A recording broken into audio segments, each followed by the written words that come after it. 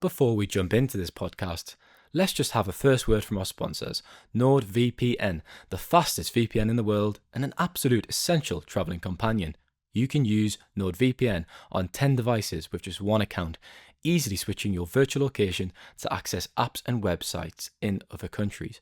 But if you're out of the country, make sure that you've got NordVPN to be able to use your subscriptions and watch the live sport that you might miss. If you're at home, use it to see if you can save money with products that might be cheaper in another region. Go to nordvpn.com/Manchester to get 4 extra months on the 2-year plan. The link is also in the podcast description. Hello and welcome to the Manchester's Red podcast, speaking about all things Manchester United. I'm Jack Flinton and I'm joined today, as ever, by Steven Railston. Steve, how are we? Yeah, not bad at all, Jack. How's yourself? It's a lovely day. You can see behind us, I'm obviously at Carrington today. We've just spoke to Bruno Fernandes and you can see the natural light coming through. There's a big deal made of that when the refurbishments were unveiled, but it's gorgeous now. The facilities, it's much better than it was before. Yes, it looks a lot nicer than your normal background behind us. But yeah, you mentioned there about Bruno. You've been having a chat with him at Carrington today. Can you tell us a bit more about that? Yeah, it's obviously a privilege to be invited in. There's 6 of us who spoke to Bruno this morning. He's set to make his fringe of appearance against Brighton tomorrow evening. So obviously a big milestone. Usually it's 250. That's a big milestone, but it's going to be celebrated nonetheless. We saw Harry Maguire be given a shirt to kind of mark that milestone recently before Chelsea. Fernandes won't be given a shirt tomorrow, but it was more just to speak to him, to kind of look back at his time at the football club. He's now been here for over 5 years. What a period that has been for him. The best signing of the post-Sir Alex Ferguson era, no doubt. I think everyone will agree on that. And you look at his numbers and they speak for themselves, really. I'm sure we'll come on to that in a second. But brilliant to speak to him. I think he's got a reputation for being the best talker in the squad. We don't often get to speak to him as much as we would like, because sometimes when he leaves the mix zone, he's already been put up and he spoke to rights holders, etc. He's already done his bit. So yeah, really, really good to be invited in to speak to him this morning, and he was absorbing as ever, speaking about the interest from Saudi Arabia in the summer, which obviously knocked back, speaking about his kind of role in the squad, and much more. So I'll not get into word by word what he said, because the quotes are embargoed until 5 p.m. and I'm not sure when this podcast will come out, but tune in later for that piece and kind of the reaction to it, because it's definitely worth reading. It's fantastic stuff from United's captain. Definitely. And you mentioned there about his numbers for Manchester United in a period which has been so dominated by what feels like negativity around the club. He's been sort of the one consistent, hasn't he?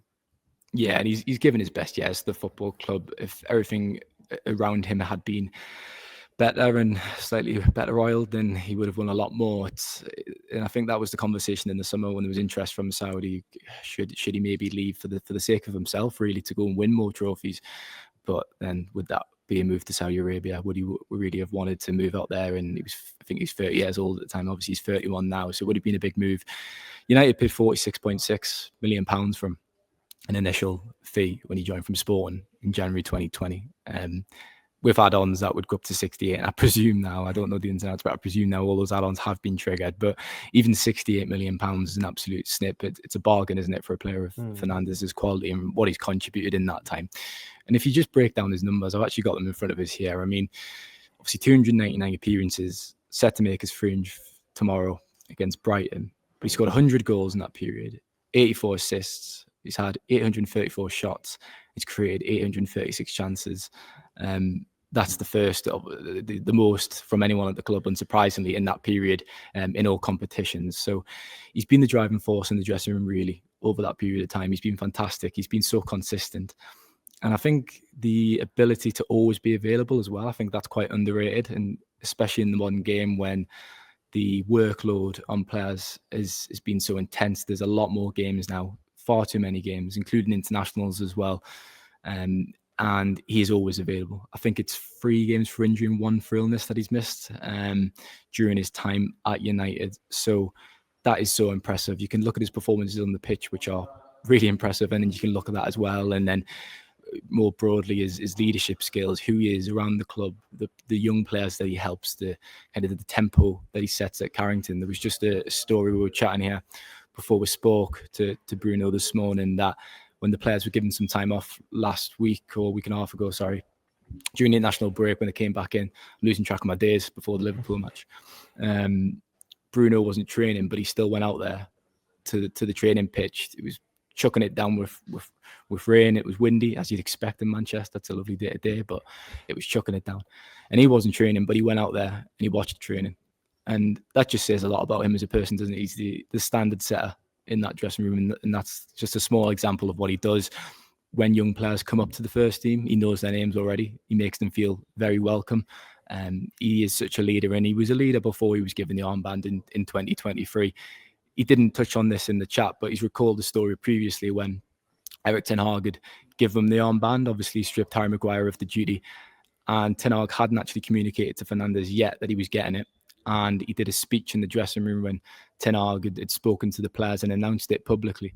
And obviously Fernandes said that was such a huge privilege to be given that responsibility. And he was the leader in that dressing room, really, anyways. He was probably the de facto captain. And it was the right decision from ten Hag at that moment to remove the duty from Maguire and give it to Fernandes. And he's only grown with that responsibility in the last 2 years. He does a lot away from the pitch that probably people don't see. There was obviously paying for the staff to go to the FA Cup final against Manchester City when Sir Jim Ratcliffe had made certain cuts. So a really good person, along with a really good footballer, which is what you want when you're the captain of Manchester United.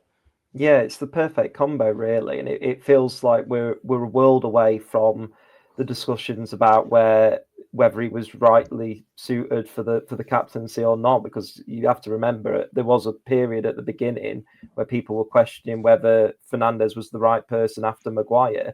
But it feels like that decision from Ten Hag has kind of helped both men, hasn't it? He was the only candidate to succeed Harry Maguire. When you looked at that squad at the time, he was the only person who could have taken on that responsibility and excelled with it.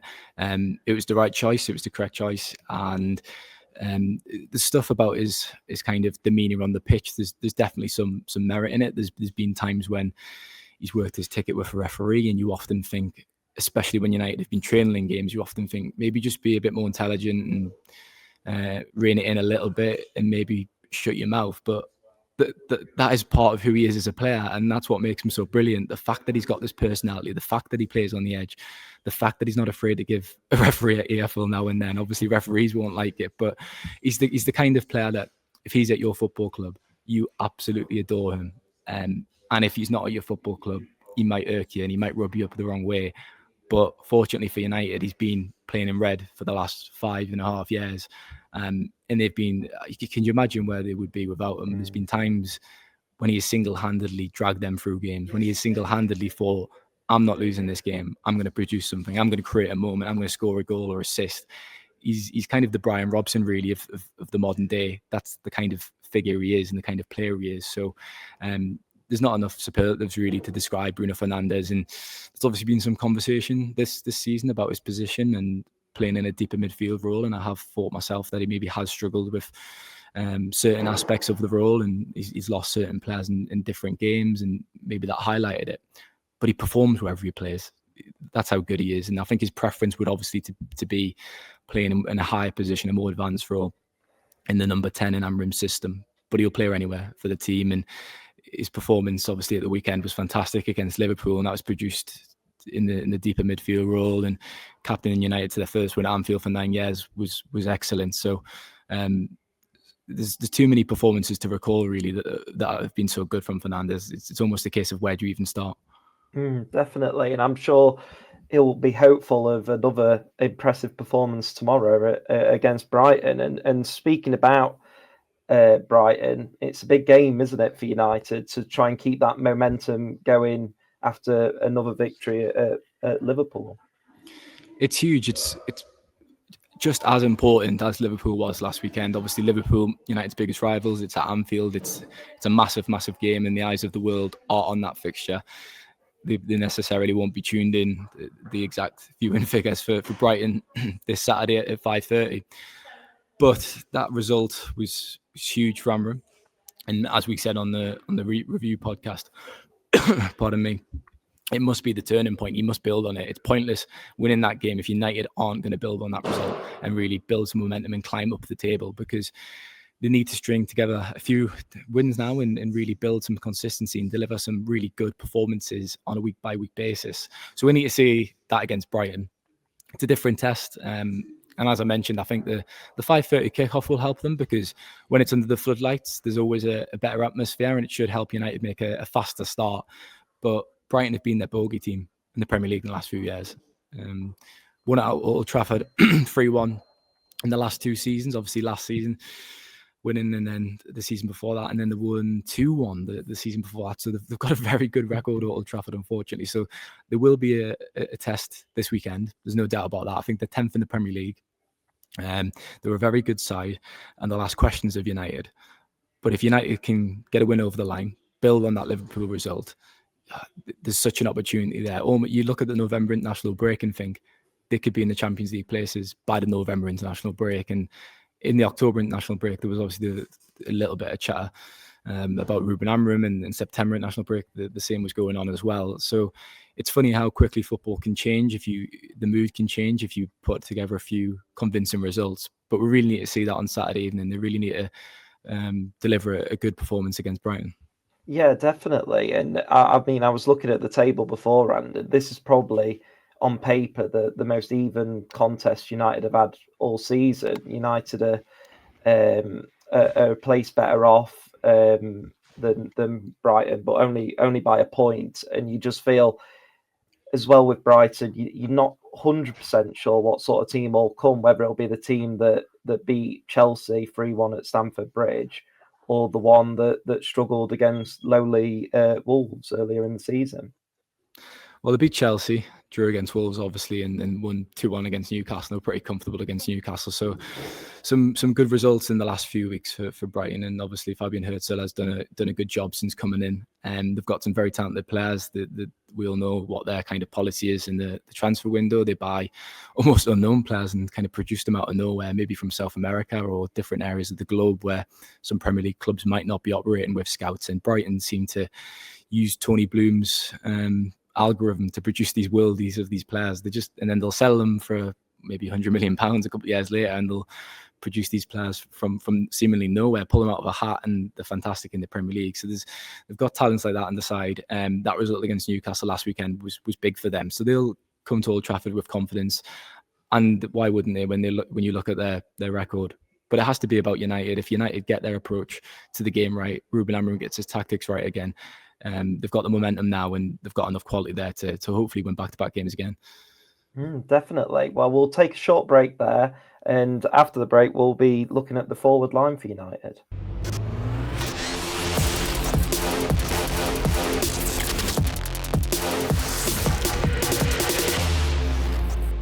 Right, welcome back. So yeah, we just mentioned there that we were going to talk about the forward line for United. Obviously, last weekend it was Benjamin Sesko who was surprisingly dropped, and they went strikerless. Do you see Sesko coming back into the side this weekend?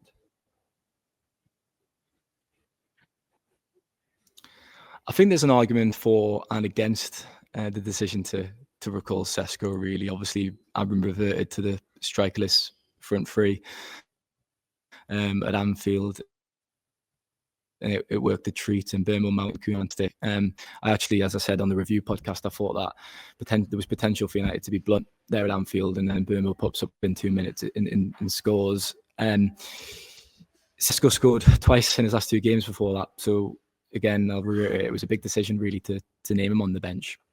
And now obviously the decision is whether to recall him for Brighton. So it would make sense to reward the front three that delivered at Anfield, because the logic would be you've just secured the best result of Amorim's tenure. Why would you change the team? Would you not just start the same side and reward their performances with more starts against Brighton? And I could definitely see that. And Mount, Kuna and Burmo have looked really good together. Obviously, before that Liverpool game, they hadn't actually scored together when starting on the pitch. Amorim had gone with that front three for the first 3 games of the season. And then when Mason Mount was brought off against Burnley at half-time, then Burmo scored. So those 3 players still hadn't scored together until the weekend's game against Liverpool. but he could continue with them, and he could reward them. But then when you look at Sesko, I think there's a higher upside there, and there's considerable more potential and potential to pay off. If Sesko really clicks and he enjoys a purple patch, there's huge upside there. He could potentially score 20 goals this season. Okay, maybe that's unlikely now after only scoring 2 in the first few months, but that's what he should be aiming for. It probably has to be the benchmark for Benjamin Sesko. Is Mason Mount or Matthias Cunha going to score that many goals if they played down the middle? Probably unlikely. Obviously, Cunha reached around those figures when he was playing for Wolves in a fantastic season, but he's not scored yet. So I don't think Mason Mount or Matthias Cunha are going to hit that level. So if you consider that, then perhaps it would make sense to recall Sesko, because he seems to be in a really good moment. He seems to be on good terms with himself. His movement against Chelsea was brilliant. He won the flick on, which led to the red card for Sanchez, of course, when Mbeumo latched onto the ball. Scored his first goal against Brentford, followed that up against Sunderland with a really clever flick at the Stretford end. So he's obviously in good form. Weighing the kind of pros and cons for both arguments up, I'd probably recall Sesko myself to the starting team. He does provide that focal point as well, which we've seen in the last 2 games is very important. Obviously, United still went long regardless against Liverpool. It didn't really matter not having the big man up top. Loman still sent all those balls forward to release pressure in it, and it was very effective. But against Brighton, obviously Sesko will add that presence to the attack. So I'd probably go for myself on Saturday evening. Yeah. Yeah, if we bring it back Sesko, we're going to have to drop someone from that attacking three. I mean, Cunha had I thought, a really good performance at Anfield. It was hard to pick any faults. Who would you be looking to put back onto the bench then? Yeah, so if Sesko is given the nod, then you've got Mbeumo, Mount and Cunha. So Mbeumo has probably got that right side locked down. He's had a tremendous start of the season, popped up with some important goals, and obviously opened the scoring at Anfield, which means it would be left between Mason Mount and Matthias Cunha. And it's a tricky one, because Mount was fantastic against Sunderland, opened the scoring within 8 minutes, probably his best performance for the club yet. He was very industrious against Liverpool at Anfield. He probably didn't get the plaudits, so his performance wasn't highlighted too much, but his out of possession work was very important. And then Matthias Cunha's intelligence in the final 20 minutes of the game, his in-game management was crucial as well. I thought there were some moments when he gave United a breather, or he used his body well. And he probably used the dark arts from his time at Atletico Madrid. He probably used his tips from Diego Simeone and how to slow down the game, how to rub the opposition fans up the wrong way. And he did that very well at Anfield. So there was a choice to be made there. It's a difficult choice. I'd probably go with Mason Mount myself, I think. But there's not much between them at all at this moment. And again, I will stress, we often make a big deal of who starts these games, and we kind of react to the decisions. But just like it was when Sesko was rested on or rotated at Anfield, it would just be a decision, the decision from Amorim to give United the best chance of winning the game. It wouldn't be such and such someone getting dropped because they've performed poorly. And these decisions are very, very welcome for Ruben Amorim when you think about how bad the attack was last season. United really struggled to score goals, and all of a sudden you kind of look at that attack, and with Mount and Cunha challenging for the left position and Sesko finding a bit of form and Mbeumo playing well, his options all of a sudden look really strong. And I suppose so they should, because United spent over 200 million on that, overhauling that attack in the summer. That was a priority. They looked at it. They knew they couldn't score goals, and they were amongst the lowest in the Premier League for putting the ball in the back of the net. So they addressed it in the summer, heavily invested in those positions, and hopefully now we're seeing that attack really vindicate that investment and pay some of it back. It would be great to see Sesko score another goal, because if you get a striker that's in form, there's high potential there. And obviously you arrived with a huge reputation, huge potential, and he obviously took a few weeks to find his feet. He admitted himself that it was very different playing in the Premier League than the Bundesliga. I'll just give Samuel Luckhurst a shout out on the podcast there. He's saying, are you missing me in the background of Carrington there? So yeah, if Sesko can really find his groove and continue to score, there's real excitement about what kind of player he can become, because he's got all the tools. There's no doubt about that, and he just needs a little bit of time to get up to speed in the Premier League, I think. Yeah, and you mentioned there about how much investment was made in the attack.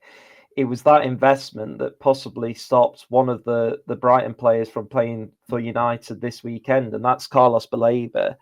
He's going to be, you would imagine, in the starting lineup for Fabian Herzler this weekend.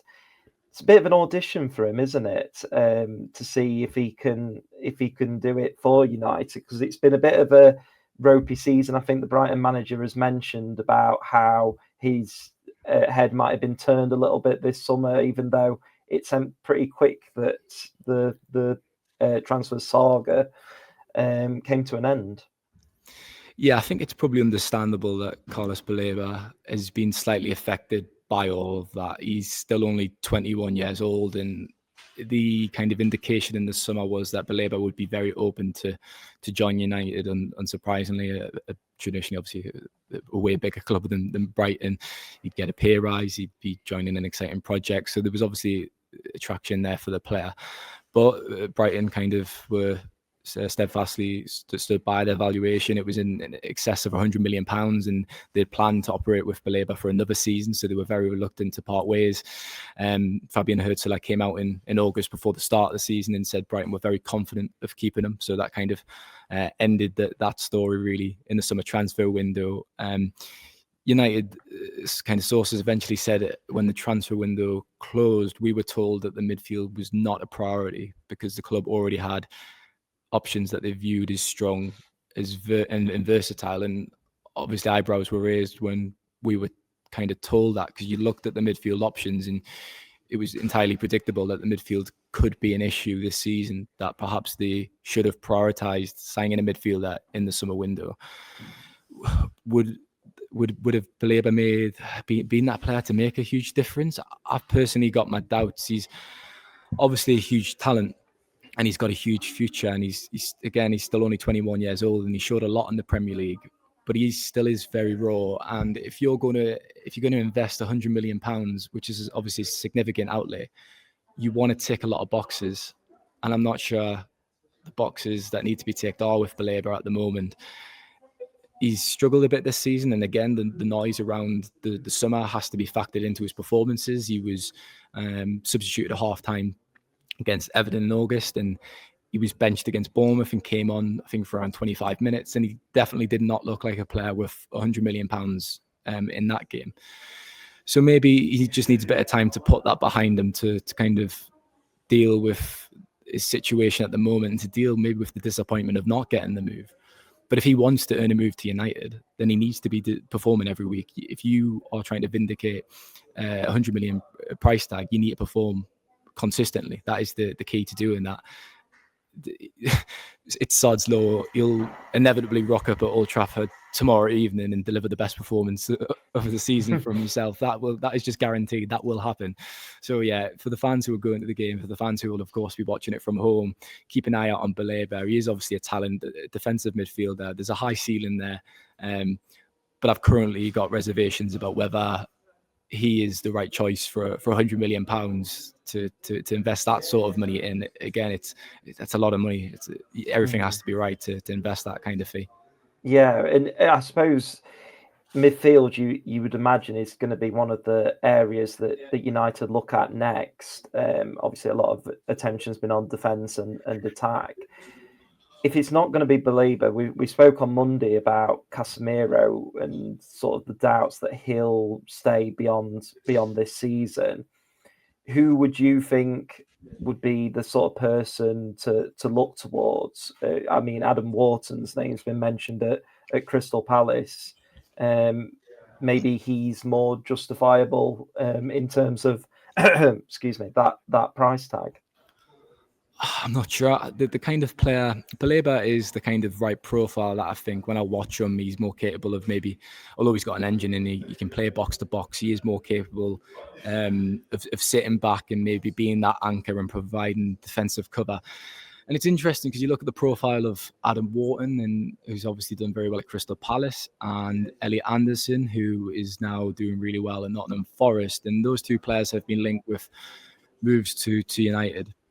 And I'm not sure that kind of profile of player is what United need at this stage. In my eyes, those players are, it's because they're considered as number sixes, but they're very good at receiving the ball in tight spaces, passing it forward, breaking the lines.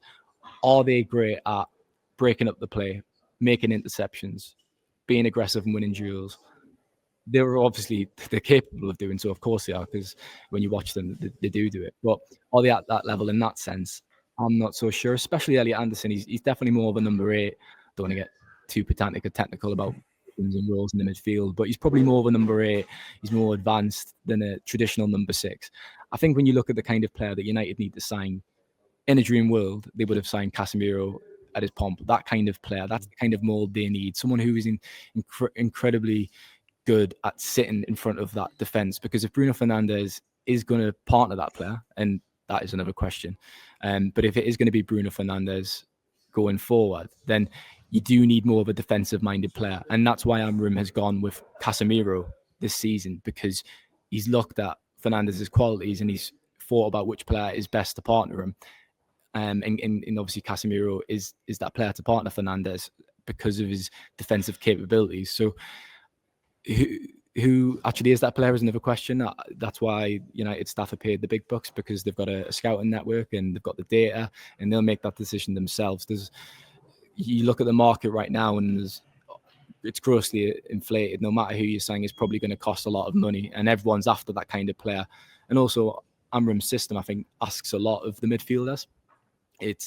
You've got to be very, very good to play midfield in that system, which is why we see Fernandes and obviously Casemiro there, who's got a lot of experience. So, like I say, a lot of boxes have to be ticked to invest a lot of money for a player in that system. And I've got my doubts about whether that's Baleba, Adam Wharton, or Elliot Anderson personally. Other people would be huge advocates of and be very excited at the prospect of maybe Adam Wharton joining, but I'm not quite sure he'd be a good fit for that system. Yeah, and just before I let you go, obviously before the Liverpool game, you had a hunch that United were going to win. I'm going to try and tap into that hunch again for a score prediction or just a result prediction for this Saturday. How are you feeling it's going to go? Well, I'll tell a quick story, because when I rocked up to Anfield on Sunday, my charger for my laptop had been going a little bit. So when I was plugging it in, it was being very fiddly, and it was still charging, and I thought I'd be fine.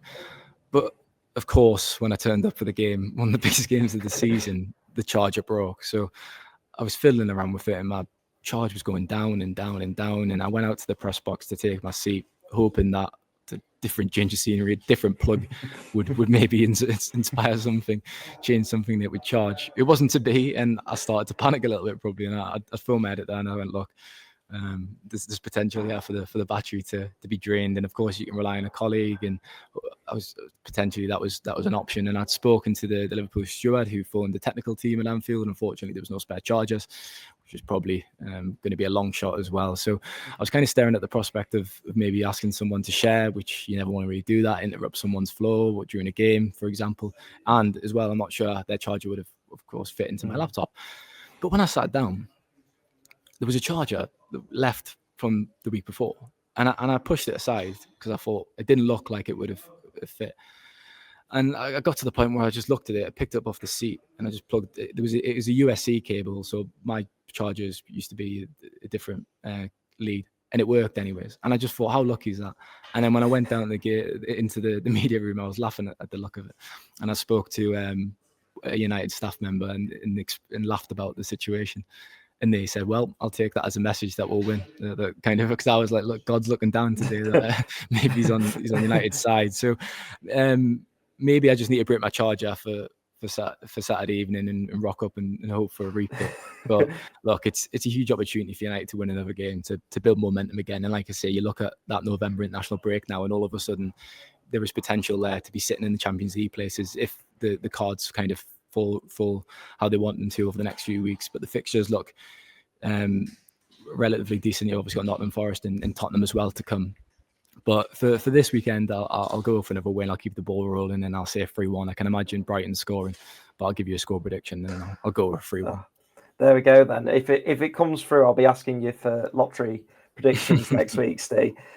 But yeah, thanks as ever for joining us. You can catch all of the press conference bits on the Manchester Evening News, and then obviously on Saturday we'll be bringing you all of the build-up, the updates, the analysis, the post-match, all of that on the Manchester Evening News website. But until then, we'll be back on Monday to reflect on hopefully another United victory.